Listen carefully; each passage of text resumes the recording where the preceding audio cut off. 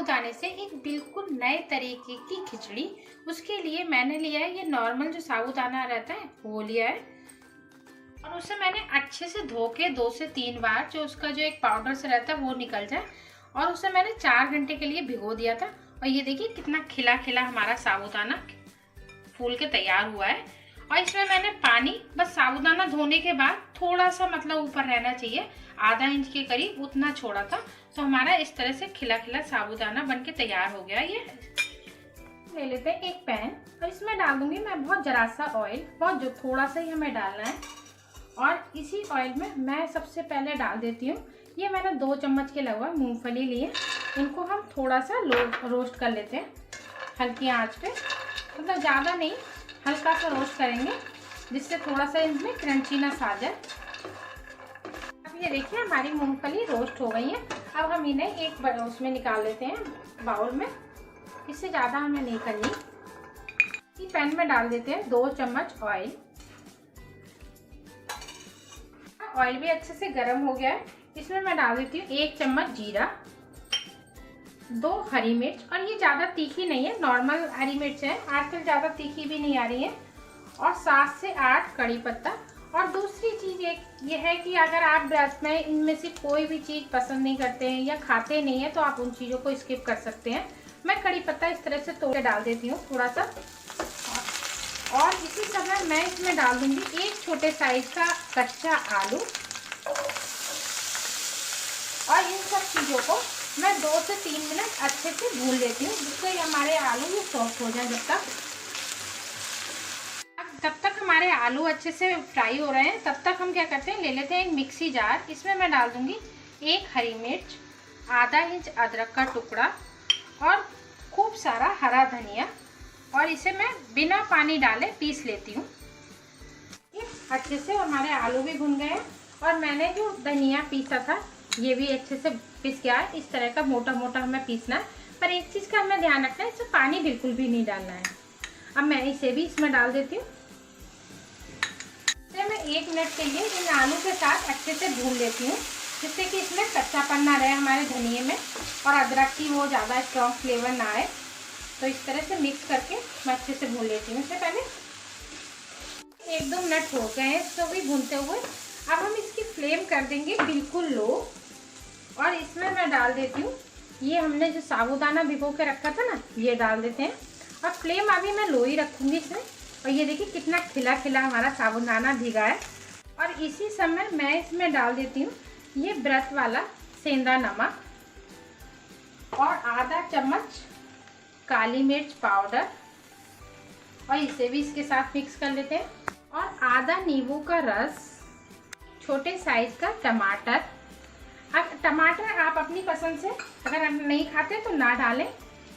ये रोस्टेड हमारी मूंगफली, और अब हम सब चीज़ों को हल्के आंच पे भून लेते हैं, और इसे हल्के हाथ से चलाएंगे। और इसकी फ्लेम मैंने आप कर दी है मीडियम आंच पे। हम अच्छे से मिक्स कर लेते हैं इसे, और धीरे धीरे चलाएंगे, क्योंकि जिससे कि हमारा साबूदाना ना खराब हो। और ये खाने में इतना टेस्टी लगता है कि आप हमेशा जैसे साबूदाना बनाते थे ना, आप वो भूल जाएंगे, हमेशा इसी तरह से साबूदाना बनाना पसंद करेंगे। अब मैं इसे अच्छे से मिक्स करते हुए 1 से 2 मिनट इसी तरह से खुले में भून लेती हूँ। देखिए बिल्कुल हमारा खिला खिला साबूदाना बनके तैयार है। एक बार इस तरह से ज़रूर बना के देखें, बहुत ही टेस्टी और अमेजिंग बनता है, और हमेशा आप व्रत में इसी तरह का बनाना पसंद करेंगे। अब हम इसे सर्व कर लेते हैं।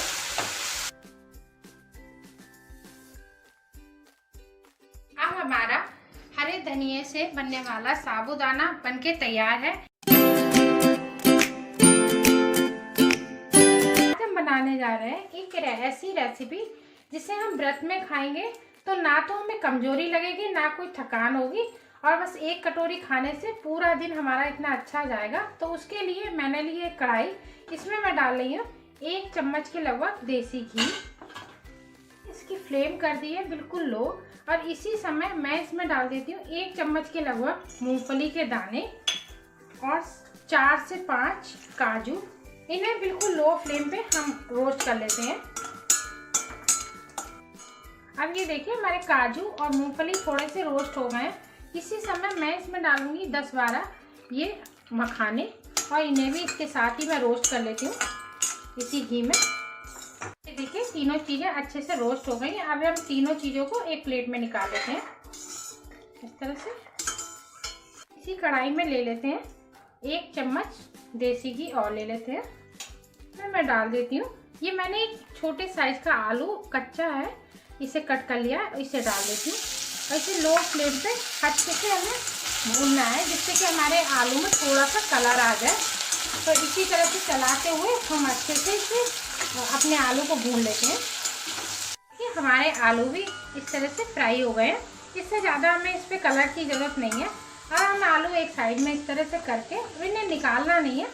इसी समय हम इसमें डाल देंगे आधा चम्मच जीरा साबुत वाला और 1 हरी मिर्च, ये ज़्यादा तीखी नहीं है, ये भी इसी के साथ डाल देंगे। आधा इंच अदरक मैंने कद्दूकस कर लिया है क्योंकि इसमें थोड़ा सा, क्योंकि व्रत में जब हम कुछ भी बनाते हैं ना तो उसमें हम ज़्यादा चीज़ें तो यूज़ नहीं करते, तो फ्लेवर के लिए हमें कुछ तो चाहिए, तो इसलिए थोड़ा सा अदरक डाल देंगे तो इससे थोड़ा सा टेस्ट अच्छा आएगा, फ्लेवर भी बहुत अच्छा आएगा। तो इसे हम थोड़ा सा भून लेते हैं। इसी समय मैं इसमें डाल दूँगी 7 से 8 कड़ी पत्ता, इस तरह से तोड़ने से क्या है इसका पूरा फ्लेवर आ जाएगा इसमें। इसे भी इसके साथ मिक्स कर देती हूँ इस तरह से। अब मैं डाल देती हूँ इसमें, मैंने एक छोटे साइज का टमाटर बारीक कट कर लिया, ये भी डाल देती हूँ इसके साथ और इसे भी अच्छे से मिक्स कर देती हूँ इस तरह से। और इसकी मैंने अभी जब मिक्स करते हुए ना फ्लेम बिल्कुल लो रखी है, लो फ्लेम पे ही हमें इन सब चीज़ों को डालना है इसके अंदर। और मैं इसमें डाल देती हूँ, मैंने लगभग 2 चम्मच के करीब साबूदाना भिगो के रख दिया था। ये देखिए इस तरह से खिला खिला बन के तैयार हुआ है, ये भी इसके अंदर डाल देती हूँ। अब इसमें ज़्यादा साबूदाने की ज़रूरत नहीं है, मैंने 2 चम्मच करा था, 2 चम्मच से ही फूल के इतना हो गया। और अब हम बिना कुछ डाले इनको 1 मिनट के लिए इसी तरह से भून लेते हैं। पहले इसमें डाल दूंगी लगभग 1 कप के करीब पानी, और इसमें हम पानी अपने हिसाब से कम ज़्यादा कर सकते हैं। अगर आपको ज़्यादा पतला नहीं खाना है तो आप कम कर सकते हैं, पर 1.5 कप इसमें के लिए काफ़ी है। तो मैं ये 1.5 कप पानी डाल देती हूँ और इसे थोड़ा सा उबाल लेती हूँ पहले। अब हम इसमें डाल देंगे टेस्ट के हिसाब से सेंधा नमक, जितना हमारा ये है नाश्ता बनके तैयार हो रहा है, और आधा चम्मच भुना हुआ जीरा पाउडर, 1/4 चम्मच काली मिर्च पाउडर। और अब हम इसे लो फ्लेम पे पकने के लिए छोड़ देते हैं 7 से 8 मिनट, जिससे कि हमारे टमाटर भी सॉफ्ट हो जाए और हमारा साबूदाना भी अच्छे से पक जाए। तो 7-8 मिनट के लिए इसी तरह से हम ढक के इसे छोड़ देते हैं। 7 से 8 मिनट हो गए हैं। अब हमारा साबूदाना भी अच्छे से गल गया है और हमारे जो आलू थे ना वो भी अच्छे से गल गए हैं, इससे ज़्यादा हमें नहीं गलाने हैं। अब इसी समय हम इसमें डाल देंगे ये हमने ड्राई फ्रूट जो रोस्ट करे थे ना, ये भी डाल देते हैं, इसमें मिक्स कर देते हैं।